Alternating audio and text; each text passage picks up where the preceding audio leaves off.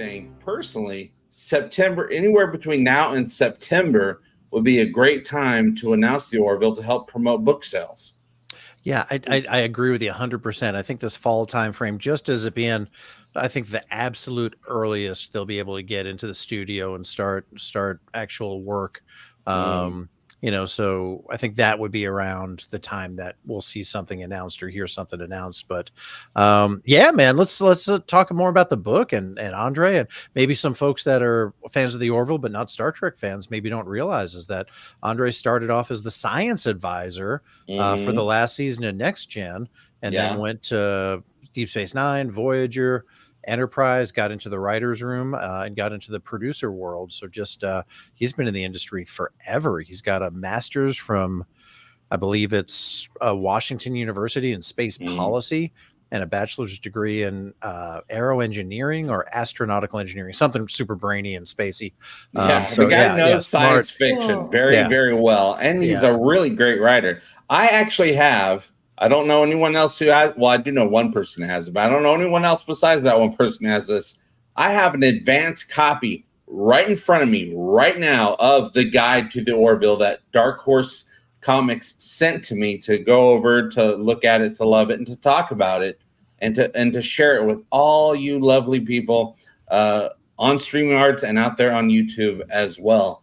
And I have to say, this is not only the most beautifully written thing about the Orville I've ever seen. It is jam-packed with so much information about the Orville universe canon. I now know so much about the Orville, and I already knew a lot about the Orville. That paled in comparison to what I now know specifically about the Orville. Thank God I pre-ordered it. Yeah. You got to pre-order this thing. All you guys out there, the link is in the description of this video. Pre-order this thing. Get the deluxe edition. The deluxe edition is more than just the book. Here, I got a picture of it right here. The deluxe edition is, let me press some buttons here. Let me press some other buttons here. The deluxe edition is everything. Not only do you get the book, you get four badges of the 4 different disciplines from the Orville. Well, not the Admiral one, but hey, what you gonna do? And then you get a nice slip cover, but you get a fold out poster of the Orville schematic drawn by Matthew Cushman, I believe is the artist who drew that. It's in the book, but you actually get a larger fold out version of it when you get the deluxe edition. I mean, it is beautiful, and just for a little bit more. Is that something in the wing? Is there like runes in the wing, like the back wing? Let me check and see. Let me put it back up on the screen. You're talking about those quantum rings? Yeah, like it looks down to like the bottom runes right or there. something. People can actually there's go technical in there? stuff. Yeah, they got to work on them. What? I mean, I can't zoom into it, but also this version of the image isn't super high quality. I have a really high quality version, but I cannot share that one. That's so I can't share that one. See, it's amazing looking.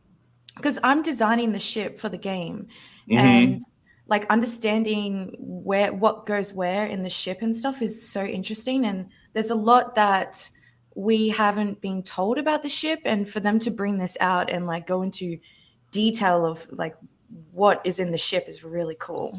Well, it's hardcore detail, and it's amazing that the ship, the schematic, is kind of a 3-dimensional view. It's not like a top-down or side view.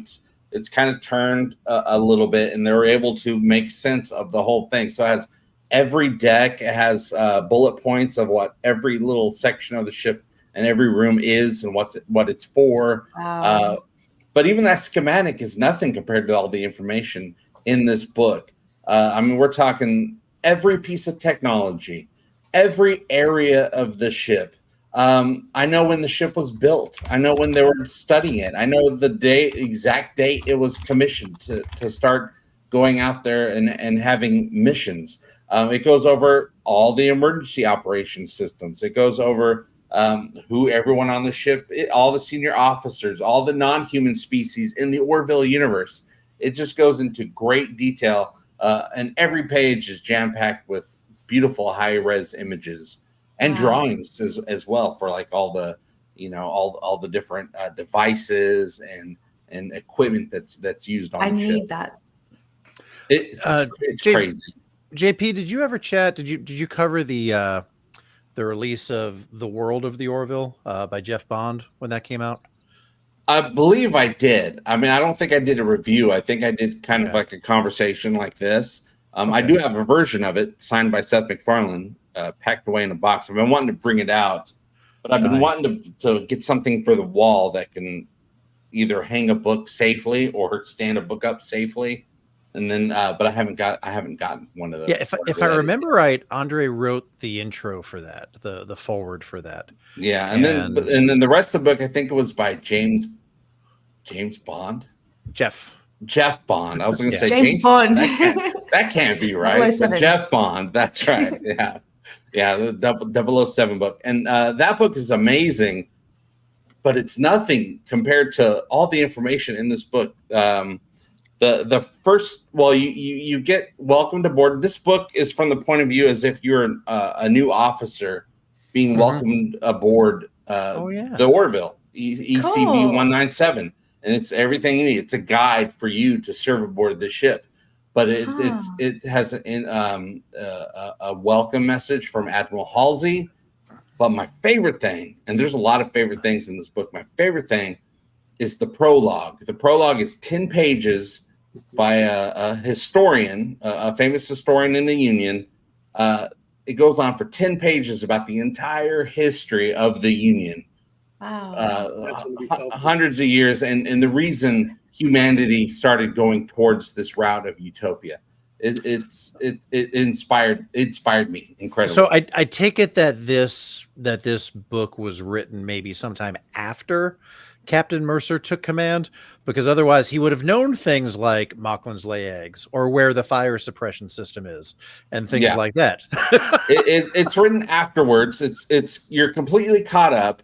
The last 100 pages of the book, and this is amazing, the last 100 pages of the book, and it's a big book, is personal logs from all the different officers, various times, going over various missions throughout all three current seasons. Whoa. So you're getting a first-hand look from these officers, from Gordon, from Tala. I believe even Alara is in there giving personal information about missions that she was on, and it's dumbfounding for a fan. It's so much good information. Well, I like to call that the Orville Bible to part 2. Yeah, exactly. And it's going to be helpful as far as from a fan series perspective to stay in canon and all. So that's going to be great as far as for my series and everything, and being able to say, okay, we were following along certain guidelines was in the book, because the first book was like, for me, it was like, okay, a lot of it was for season 1. To me, it was like, it was geared around the season 1 era. But now this, like when it was announced that this book was coming out, I was the first one to pre-order it. And I was like, I mean, this take my money now. So yeah, this is for any avid Orville fan, the Orville fan that loves every episode, like JP, like Art, like all of us here that eat, sleep, walk, talk Orville. Yeah, this is the item to have in your collection. Save up your money. If you can't afford it right now, save up your money. Throw those little pennies in the little piggy bank and all, because I'm telling you, this is the book to own.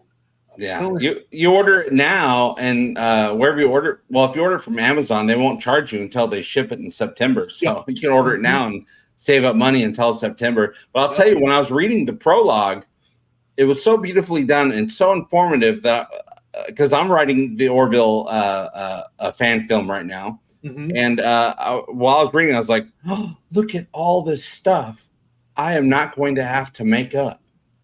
It has so much information, because a part of my story is that I'm writing is trying to cover a bunch of stuff that might have happened before the Orville to catch us up, during some of the dialogue of the scenes. And I'm like, I now know all this information. I don't have to try to figure stuff out and then line it up with the information I already know. Yeah, go ahead, Mike. Yeah, is there history on the ship? Was it a specific history under prior command, or was it? Yes, it was. Okay. I know the ship. I can tell you, the ship was first commissioned to set sail about probably a couple decades before Mercer showed up. Okay, so very much like the Enterprise in the original series. Yeah, and the history that goes in this, we're talking a couple hundred years before the Union was even created, is covered in this book. I mean, it's catching you up through a few hundred years to the point of where you're on the Orville now. Going over like the history, you know how in the show they've talked about like the 21st century, how they're really mad at the people of the 21st century and the 22nd century, but they don't really go too deep into it. You get a little bit more information about those 2 centuries in this book and how bad things had to get on Earth for a utopian society to start forming. Things got really bad. I can't tell you how bad, but they were really bad. Did we lose democracy? We lost that and more. Excited about that. I'm excited to hear the story. Like, it's interesting. Yeah, well, I can't tell you the story, but we lost pretty much almost everything, and we had to pretty much rise from the ashes of a lot of dumb stuff that was going on. Well, I mean, it's great. Yeah, in order to make great changes, in society, and paradigm, and the way you think. Yeah, I mean, extraordinary, times are going to have to, precede that. And, well, even with Star Trek, Earth hit rock bottom before the Vulcans came and visited us. I think in order to have any kind of dystopian, futuristic, positive future, we have to go through a period of darkness or some type of hard times in order for us to see the light, to get to where on the level of the Orville or the Federation on that type of level. The dystopian leads to utopian. With a little bit of like it's going to hurt to get there a lot. And it'd be nice to think that maybe we can get there without, things get without all the bad booze going on. Now, of course, we could get there very easily if everyone just read this book, Guide to the Orville. Like my the book, people. Catchphrases, or it's a guide to a better future.